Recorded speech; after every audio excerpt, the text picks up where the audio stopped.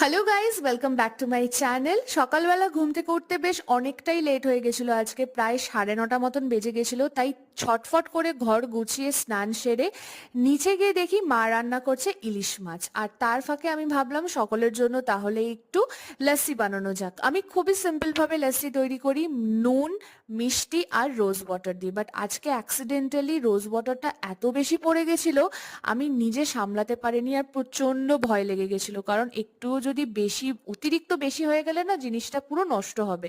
But তারপরে যখন test করি তখন দেখলাম যে না, খুব একটা তো খারাপ লাগছে না।